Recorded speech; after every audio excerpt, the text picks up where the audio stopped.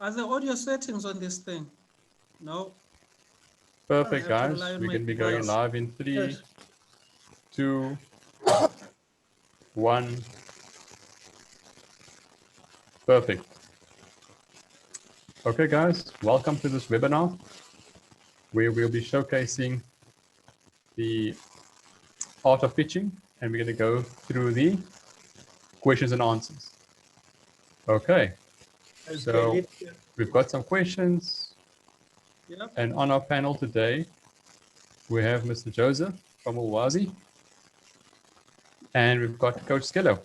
And I'm going to be asking them a few of the questions that came through via the chat on the 3rd of September, the art of pitching, that we did together with SEDA. And I'm just going to share the questions with everyone. If everyone can see the questions we've got. We've got the name of who the attendee was, and we've got the question they asked. Nice. And this is specific for the questions that came in on the 3rd of September regarding the business plan. Okay. Just a reminder, for the next session on the 10th of September, which we'll be joining again on a 10 o'clock to 12 o'clock session, you're welcome to ask these questions. We will do another one like this. So let's start off. Let's go dive right into it. I'm going to zoom in a little bit more to see the questions a bit more clearer. Better, much better. Perfect. If we can go through the first question, guys. How can you suggest the best way to conduct a competitor analysis? So this question came in while we were talking about your customer segments. So while going through your customer segments, I think it's good as an entrepreneur to know who your competition is. So if you are getting a product out there, a new product out there, or you want to decide if this product will work or not, you have to look at what your competitors are doing. So what kind of advice, Mr. Joseph, could you give an entrepreneur on how they conduct a competitor analysis, maybe the process, or maybe some tips you can provide? Yeah.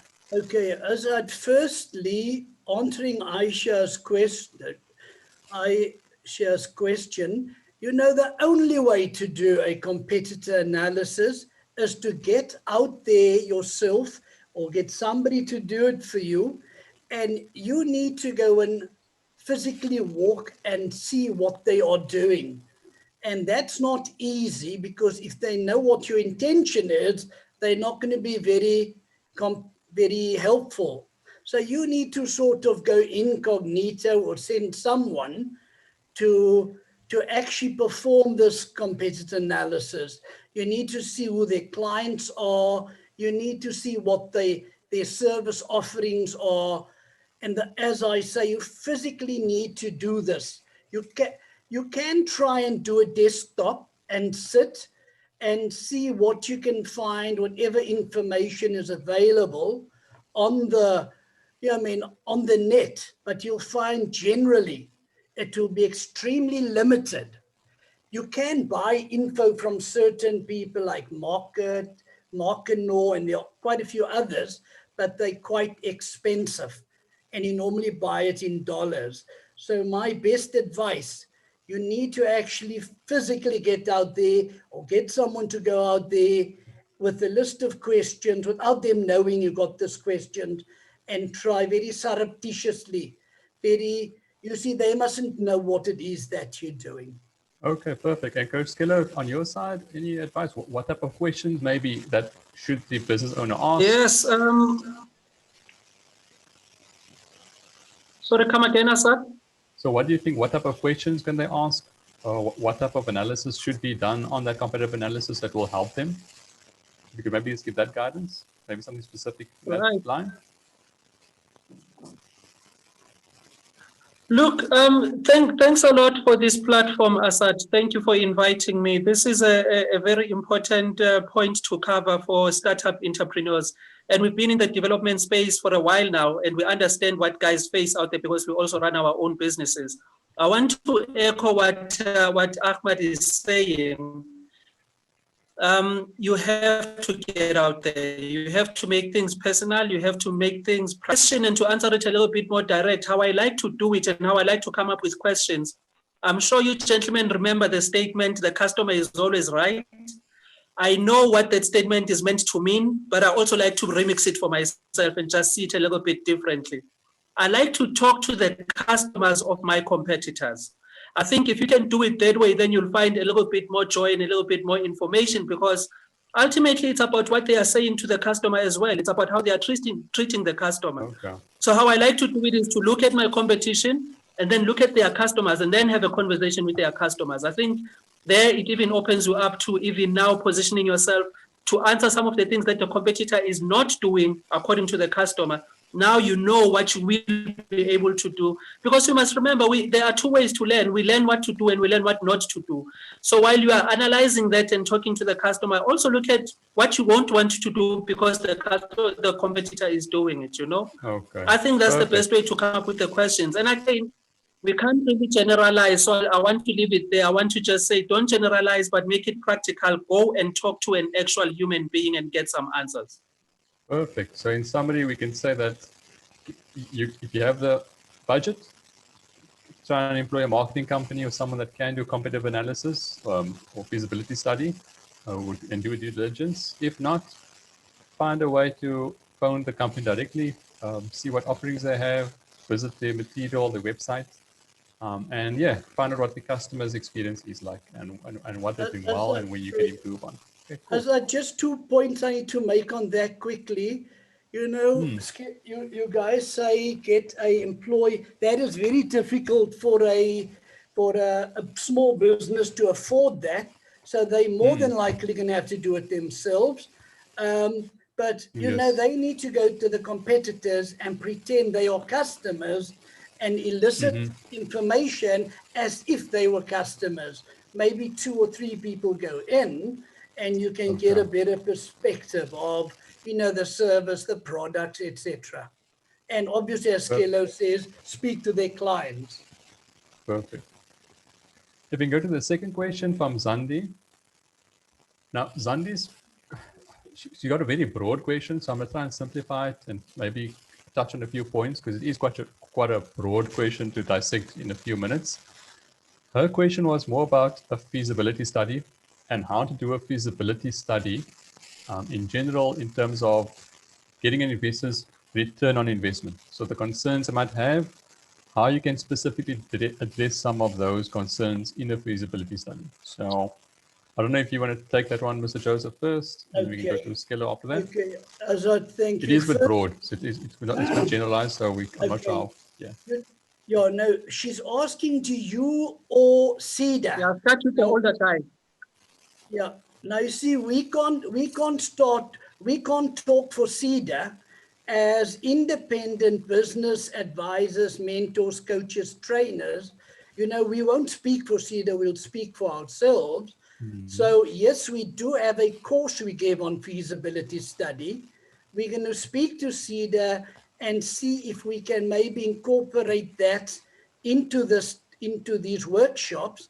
My concern, though, is I don't want to speak to it where, you know, I'm talking to things that one portion of the audience want to hear and not everyone. So maybe we can just go through that in one of our webinars. We'll go through that fairly, shall we say, briefly. I'll touch and I explain only the succinct points, the brief touch on what we believe is the most important and not drag it out too long. But obviously look at the return on investment, work that out from a financial point of view. In other words, a quantitative, but also from a qualitative point of view. And then, as you say, talk to something called a feasibility study. In other words, is it realistic? Is it possible? But look at it as well from a viability study and see if it's going to make economic sense. In other words, will it be worth your while financially? So it's got 2 parts to it, the quantitative and then obviously the qualitative based on probability. Okay, great stuff.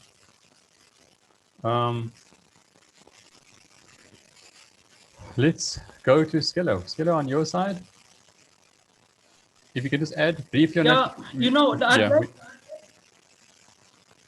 I'd like to just quickly add something onto that. And I know I'm going to say something that's maybe a little bit unpopular, but it has to be said because we're talking to entrepreneurs.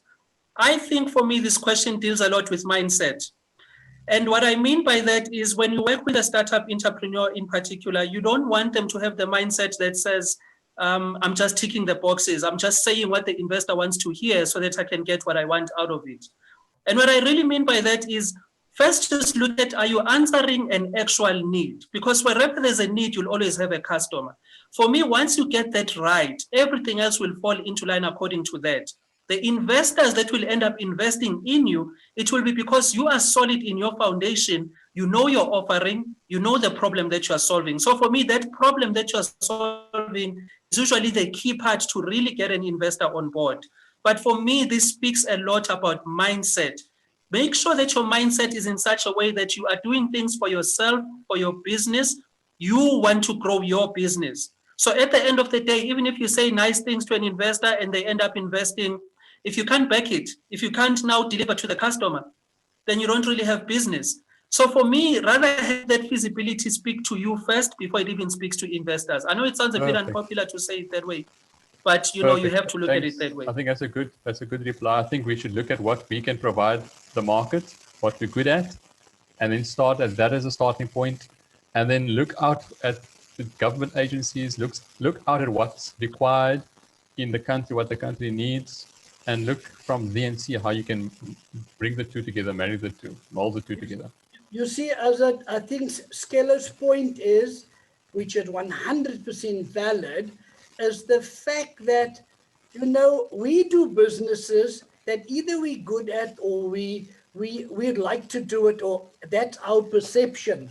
We need to actually, the feasibility must see if there's a real need in the market for that, and not what you're telling investors, but what you see then the customers need.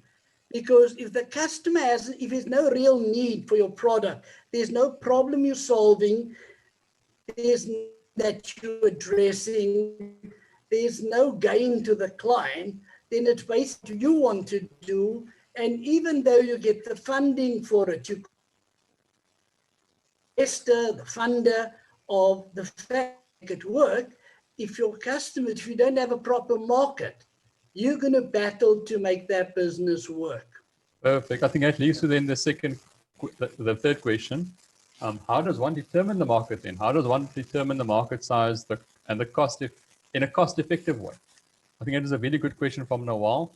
That is the next question on the list. I'm going to have to just keep it just a brief reminder that we are running out of time. We're trying to keep this time conscious. If we could just go through it very briefly, I think if I could start with Mr. Joseph and maybe talk about the sources, like maybe the source, like maybe Stats SA, and maybe you could just elaborate on how to use that type of data. Firstly, getting an accurate determination of market size is virtually impossible. You're never going to get a very, very accurate. You're going to get probably a guess what it is. Because, you know, market size, you're going to go out, you're going to try and gauge the size of the entire market. Because then you're going to have to see what percentage of that market you have. That very subjectively, you're going to see things in your own favor. So that's a very difficult thing. You know, you're going to do your research, look once again on the web, you're going to get wherever information you're going to get from, you're going to say Stats SA, how many people there are in the area, how many of them probably use it. So once again, you're going to either have to do some kind of a survey, and from the survey, you know, and with a survey, you won't do more than 250 people. And you have to take cross-sections, age, gender, even along racial, what do you call that, when the racial lines or whatever, ethnical lines, but you need to take cross-sections where they live, and all these things, and then you're going to have to try and gauge from there. Very difficult one. Perfect. That's a good one. Yes, Mr. Coach Skello, if you could maybe give a bit of advice on that, determining the market size. Yeah, no, once again, I absolutely agree with Ahmad. We end up guesstimating these things, we end up thumb sucking. So the best thing to do for me is to look at leads that you can realistically get for your business and look at how you can convert those leads. So for me, it's about leads and conversion. If I know that I can get in contact with 200 people, and of the 200 people, I can convert 20%, so I know that X amount will be what I can, then that's my market size, at least for that time being. Anything other than that is thumb sucking. I know we used to do that with our business plans back in the day. You thumb suck, you come up with all sorts of figures and lies to say this is my market size, but you don't really know, especially now that there are a lot of businesses that are operating from home. You have no way of telling that this is how much market I've really actually captured until you actually capture that market, which means you must work on leads, which means you must get out there and say to yourself, I have a target of X number of people in X amount of time. And of this amount of people, this is what I can convert. Therefore, that's my market size. I believe in that approach because it's just a little bit more solid. That's a very good reply. I think both answers are valid. I speak from experience building a business plan previously. I helped someone with the business plan. They were helping with an app to help unemployed people get jobs. They helped in this app, and they use the market size as everyone that's unemployed as a market size. And yes, that maybe someone unemployed is looking for work, but how much of those can, and there's a figure to that. They took the market size, they took the amount of money that is being spent on HR and finding jobs, looking for recruiters, and they took that as a market size. Yes, that can be a market size, and they assumed like a percentage, like, okay, cool, I can target maybe 3% or 1% of this market. But there's different terms of services in that market, number one. Number two, as Coach Skillo spoke, how are you going to attract that those people who are looking for that service come to you? What type of infrastructure, resources, what type of marketing, what type of reputation have you got? So I think as a business owner, and I think it leads back then to the next question, which is a very good question that came after that. And I must say the way these questions were asked, I think they were very good questions, and it just happened to be that they actually flow after each other. So the next question that comes in is, how do I convert likes from marketing to sales? So if you're on social media, and I think everyone's got that, and I think if we have the answer to this, then we'll all become marketing gurus after this, because it's a very good question. I think not everyone gets it right, but maybe just some advice, okay. Mr. Joseph, if you could just tackle this briefly of what they could do, yes. Okay, Asad, I know we're running out of time. You see, converting likes from, now we need to say what likes are we talking about? Likes that you got or likes that's general? In other words, if it's a likes that you've got, obviously you can just go directly to the client, find out what their needs are and what they're looking for, and then you try and address those needs with what you can offer. That's how you can obviously create the sale and have a good sales pitch. If it's a general like, it's where, you know, you've seen people generally like that, then you're going to need to further research to find out exactly what about it is that they do like.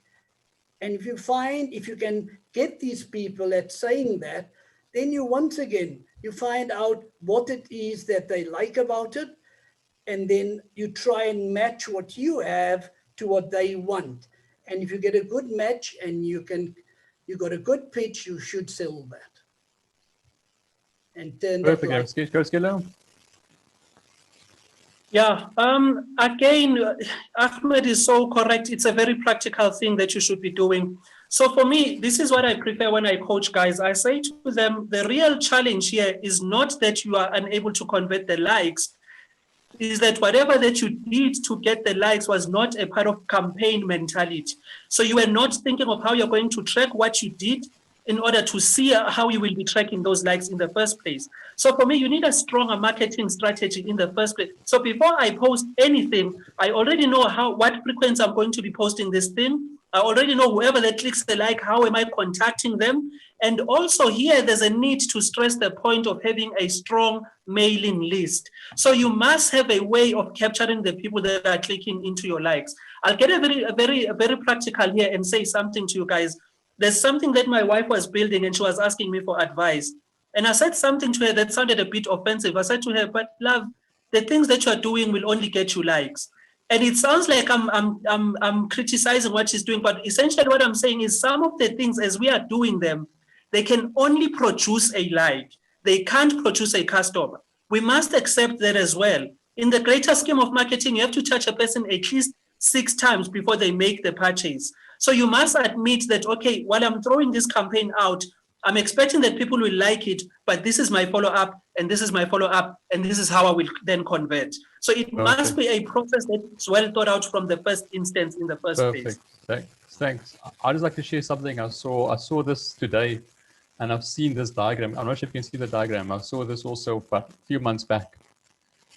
And just seeing this today reminded me maybe of this question. I thought, if you look at likes, social media likes, whether it's Instagram, Facebook, LinkedIn, you get likes, people follow your page, and you want to convert that to a sale.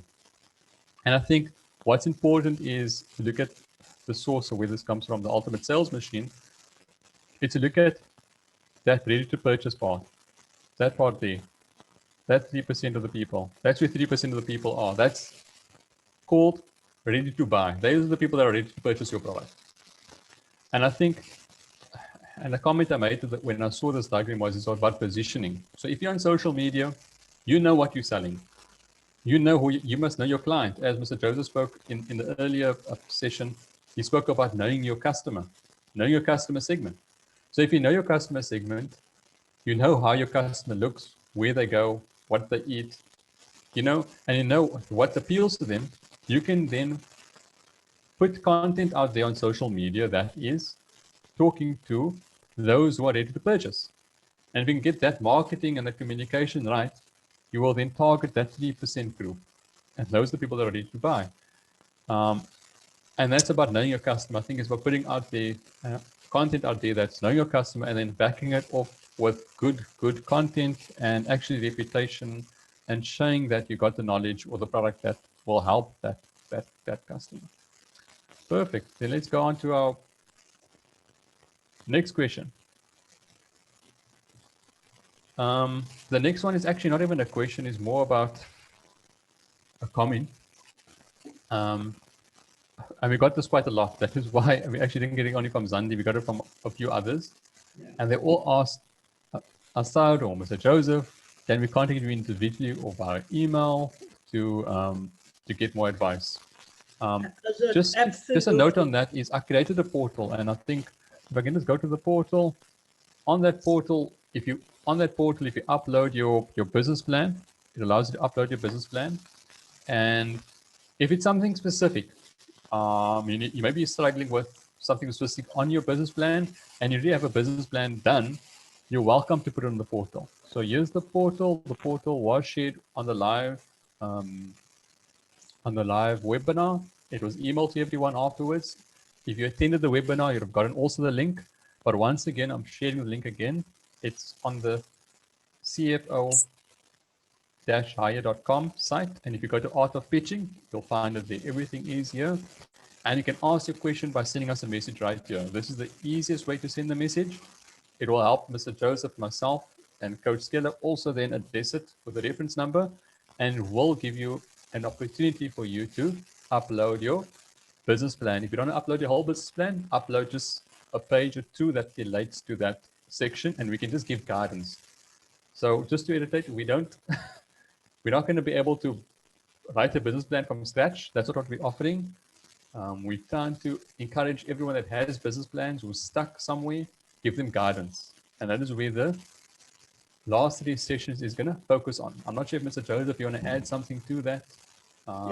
You see, Asad, whilst we are doing this for this duration, I think it's till the 17th, whoever wants to, and we can go a week after that, whoever wants to ask us anything, we are here as a resource to them to actually try and guide them on getting you'll find most of the business plans will be looking at access to funding, some kind of a funding request. They can send it on, we can have a look and make comments to guide them to see if they're in the right direction. Perfect. They're not giving peripheral things that funders don't want to look at and concentrate on things that funders would want. And will also help us create more content on questions that we can answer in a session like this. Absolutely. And hopefully we would want everyone to subscribe to the channel, because if you subscribe to the channel, we are going live. If you find us live, you subscribe, you can then ask questions live to us. This is an initiative we're trying to do up and above of what was required, just to help the business owners. So yeah, thanks Coach Kilo and for Mr. Joseph for doing this. All right, let's go to I think the final question then. We're in good time, guys. We can maybe have a discussion afterwards in general of what we found, the overall chat and the overall content we shared. We could maybe share 5 minutes each after this question. If there is anyone watching live, that's where I would like to take the conversation. Yeah, so you can still see my screen. The last one is, this section is critical, and this came down when I explained the income statement and balance sheet to the attendees and everyone that's on the webinar. They said this is critical. So critical meaning we've got all the qualitative factors, we've got our business model canvas, we've got our resources, we've got our key activities. And I'm happy I got a question like this, because it shows that the people in the room understand how the business model canvas qualitative factors actually relate to, and the importance of how it relates to the numbers, which is what ultimately the funders are going to look at, whether you're going to the bank, whether you're going to an angel investor, whether you're going to go to friends and family. They're going to ask, well, how do the numbers look? And the starting point to the number will come down to the price of your products. So Mr. Joseph, on your side, I'll also make a few comments on this. But okay. This question asks specifically, how do I address the pricing issue? What factors should I look at? If you could give us, obviously we don't know if it's a product or a service. We can maybe speak on both sides. But yeah, maybe you could start, Mr. Joseph, on how Asad, firstly, what we're going to do is, for the next few sessions we have, we're going to actually, this is 100% on the money. You know, funders, investors look at the quantitative characteristics, the quantitative facts of any proposal. So we're going to probably have to dedicate one entire session just to this year. And then, you know, I've got a course that we've done on costing and pricing, and we'll speak to people about variable costs, fixed costs, how to do total costing. And then also, just because that's what it's costing them, that doesn't mean they can charge that price in the market, because the market will govern price. So if you're looking at what you've paid, nobody's going to buy your products if you're out of kilter with the rest of the. So we can do a course on that, but you can lead that because it's more financial. But I'll do just the intro on costing and pricing. And Skella, what do you feel? Yeah, so for me, you know, how I look at this, you are very right about Ahmad, is to first look at your costs. And maybe let me speak to the mindset of it, because we don't even know if we are talking about a product or a service. So we are generalizing, and it's always dangerous to generalize when talking to business owners. But the mindset of it, for me, this is how you should be visualizing the whole thing. I like to say to my guys, look, an employee will get a salary that is fixed. This is how much we are paying you. And they will budget according to how much they have according to that salary. That's an employee mentality. But you're a business owner. One of the biggest benefits for you owning your own business is that you can first start by articulating what are my costs. Then you can come back to say, to break even, this is how many units I need to be selling in order for me to break even. So that kind of informs, this is how much I would like to charge for my product or service in the first place. So first you look at, what are my fixed costs? What are my variable costs? Skillo, I have to stop you there. Coach Skillo, I have to stop you there. I have to stop you there. Sorry. You're using terminology not everyone understands. You use a very interesting terminology. What is break even? Okay, let me come to it very quickly, Asad. So basically, you will have your fixed costs, and these are the costs that, you know, they stay the same. Whether you traded for this month or you didn't, things like rent stay the same. You'll have your variable costs. That's the operating costs I spoke about. That's operating costs I spoke about. Yes. Yeah. So once you've determined what are my fixed costs and what are my variable costs, You've added them together. You know, these are my total costs that I will be facing. To break even, it means how much I'm making covers all these costs before I start to make a profit.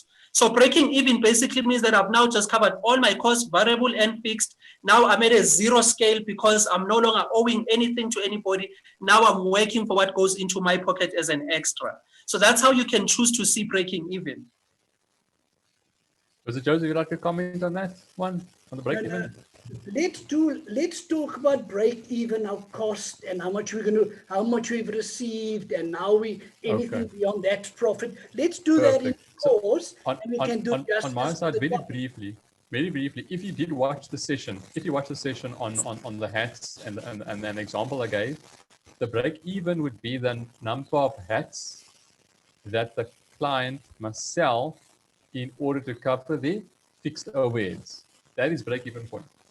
So if you know you've sold, if you look at the example, they sold 100 hats at 100 and each, perfect. But if they sold only 20 hats, what happens then? So maybe the break even point would have been only, sorry, they sold 1,000 hats, my apologies. They sold 1,000 hats to make a profit. Then we did an example of them selling 200 hats and they made a loss.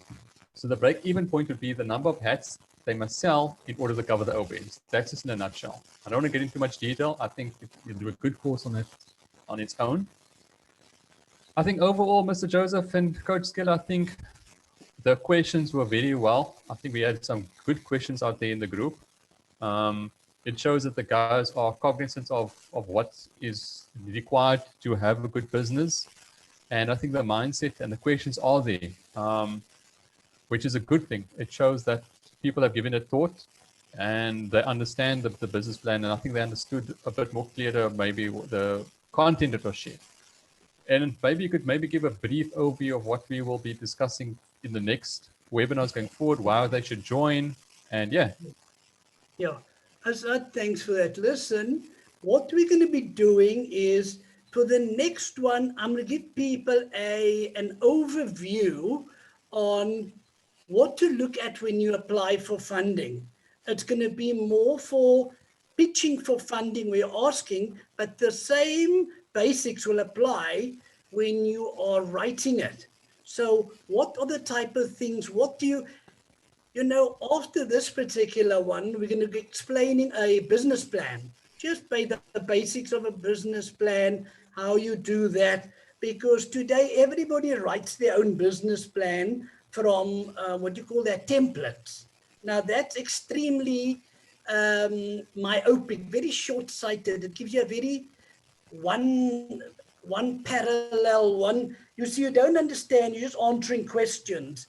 So if you have a holistic understand, like we try to do with the business model canvas, you know, the question that we're going to have to look at when we speak to SEDA during the week, a business model canvas is a very difficult thing to understand completely on the first run. To listen to somebody and understand everything, it won't be easy. So Perfect. maybe I agree with you. maybe you're going to have to, you and Skello can maybe talk to it where I spoke, and maybe they're hearing it from other second and third hand, then maybe it's going to they can resonate on that better. So Perfect. we just need to think how we're going to do that, and maybe the two of you using the notes, give your interpretation. Maybe that's going to concretize things better in their mind. Maybe we should just start with that for the next one, and then I'll go on to explaining what's required and how you go about pitching for funding, and at the same time applying for funding, what it is you need to have in. I think that's a good idea. Plan, etc. That's a good idea. I think what we'll do is we can start off with a summary, a 15-minute summary of the business model canvas from our side. And Coach Skeller can also provide some insight, similar to the way we're doing it now. But we must remember also there is video content out there on the specific segments of each part of the business model canvas on the portal. We must stress that, because we know that there's not enough time on 2 hours to go through art of pitching and the content. It is an information overload. So we did our best in the first one to give the theory. I think the second will give more in-depth practical on actual how to write the business plan and how the business plan speaks to your funding and the different types of funding that we will be discussing. Coach Skeller, on your side, any last thoughts? I want to pick up from what you are saying, Asad, and I want to encourage whoever that will be listening to this, go on to YouTube, look for CFO Hire, look at the channel. Some of the tools we have put on go on our portal as well. Go on the portal. There's a lot of templates there. There's a lot of information that can help you. You're an entrepreneur. You're already resourceful. You already know what to do with the information in your hands. Go to the channel CFO Hire. When you get to it, I mean, you'll find things like maybe you're looking for a tax clearance certificate. There are videos that we can help you along with that. Start watching those videos and start just making sure that you start making them practical for yourself. I think the one main mentality that I want everyone to take away from this, yes, there's only 2 hours and there's not a lot that we can say. Knowledge is only really yours once you apply it. So take the information, apply it, see how it fits into your context, into your business. Because we are likely going to generalize, we are talking to a lot of people at the same time, but start seeing how you can use this information. And if you have questions, go on our portal, put down the questions, and we'll do our best always to try and serve you as best as we can. Thank you, Coach Skeller. Thank you, Coach. And thank you, Ulwazi, for hosting this. So the Ulwazi group is the one who's helping us with the business model canvas. And yes, as we're just providing the accounting leg and the technology partner on them, just helping them with the technology, getting it out there. So yes, we're thankful for allowing us the opportunity to do this. And I think, yeah, I think on our side, I think Mr. Joseph, you're also getting the emails. People are asking us for templates, and the templates are there. I mean, how much more templates do you want? You know what I mean? I mean, 1 or 2 templates, all you need. The thing is about applying that template and putting that template to what it is that you have in your mind, and what it is you have in your heart, and what you believe your skill set is, and where you believe you can improve the economy and provide your skill and contribution. I think that's how you deal with the template. You have to make it personal, and no one else can make it personal. Yes, we can give guidance and the guidelines, but you, the ultimate as a business owner, is going to have to make it and personalize it. We can only provide the language, a little bit of tweaking of how to maybe see things a bit differently, but ultimately it's your idea. So you have to take ownership of that idea. And to take ownership of that idea, you have to convert it to your way, or else it's just going to be a generalized template that people are going to see, oh, I've seen this template before. It's just going to be another number, and you don't want to be another number. Yeah. Yeah. Mr. Joseph, last words, and we can then end the session. Okay, we're actually hoping to get better numbers than the last time, which was, I think, really impacted by load shedding. You know, as you put on the YouTube, on that portal of the last session, I think people need to listen to that very carefully, because there's a lot of information and they need to digest that in their own time, because you cannot run a business if you don't understand those type of things. But thanks very much, Asad. Thanks, everyone. For this particular. I'm going to stop the live stream. We can have a conversation, 2-minute conversation offline.